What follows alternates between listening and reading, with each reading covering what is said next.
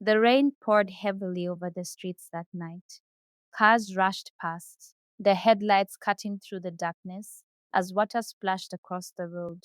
Under a small roadside canopy stood Dara, slightly soaked, her arms wrapped around herself as if trying to hold her world together.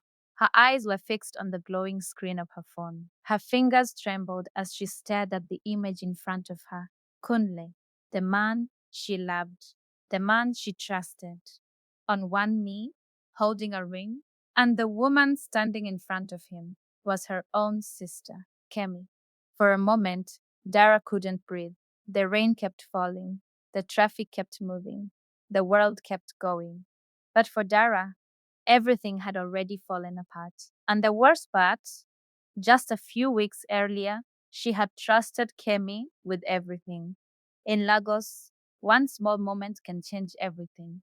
One email, one message, one misunderstanding, and suddenly the life you thought was yours slips through your fingers.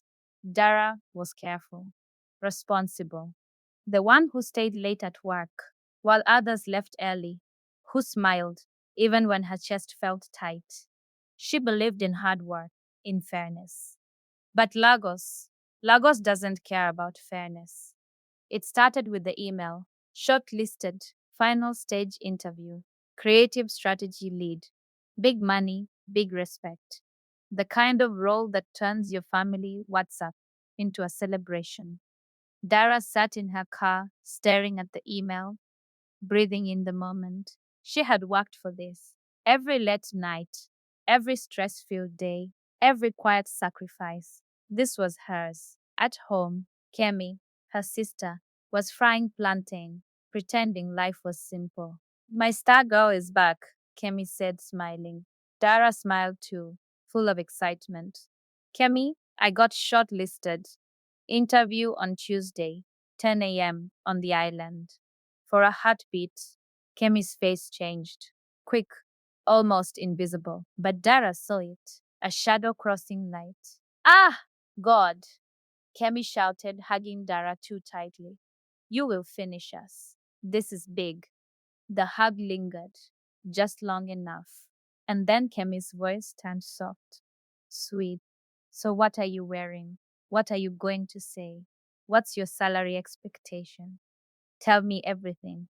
Dara laughed. You like gist too much. I'm your sister, Kemi said. Who else will help you?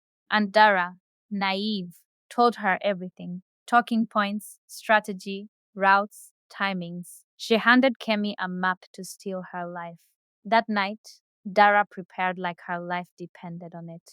Printed documents, rehearsed answers, timed her route because Lagos traffic does not respect destiny. Kemi sat in the living room, eyes on Dara, pretending to watch TV. But every word Dara practiced, every detail, Kemi stored it like gold. At midnight, Kemi moved, quietly.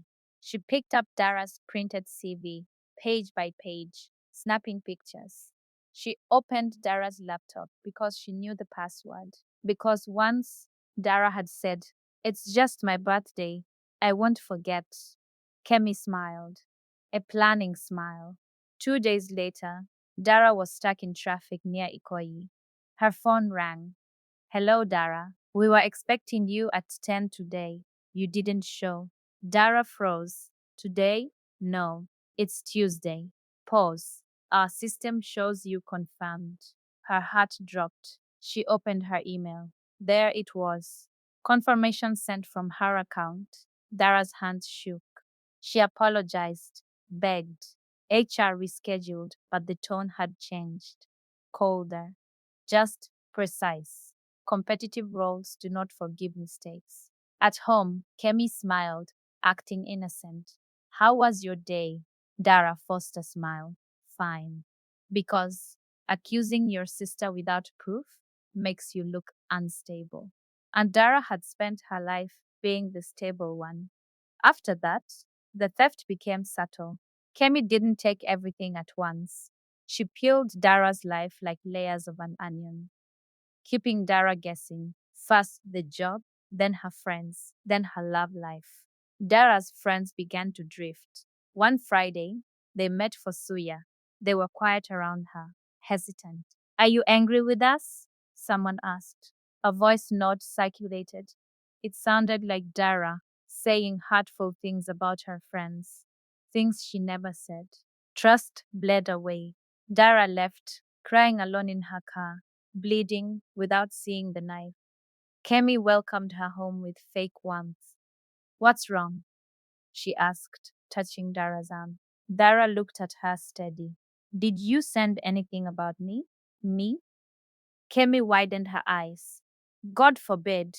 Don't start seeing enemies in your own house. And just like that, the manipulation worked. Dara questioned herself. Kemi had planted doubt, guilt, fear. That's how a thief wins. They make you feel ashamed for noticing. Then came love. Kunle. Dara's steady calm, kind Kunle. Kemi's target. Kemi laughed too hard at his jokes, touched his arm, whispered, Kunle is the only decent man left. Dara ignored it. Kunle's replies slowed, plans cancelled. Frustration showed. Dara's heart sank. She checked his phone once. Kemi's messages.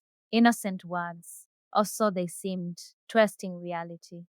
Kemi wore Dara's life like clothes. Dara realized she needed proof. She changed passwords, checked login history. Her fears were confirmed. Kemi's device had accessed her email, the confirmation email that ruined her first interview. She didn't confront yet, not until she had absolute proof. A trap was set. Dara created a fake brand deal, tempting enough to make Kemi take it. Dara left the phone on the table. Kemi approached, eager. She forwarded the email. Dara's screen recorded everything. Kemi smiled, thinking she was winning. Dara's patience, her silence, had turned into power. And that's where it ends for now. Because in Lagos, patience is the first weapon in revenge. Stay tuned for part 2. Like, share, and Subscribe to my channel.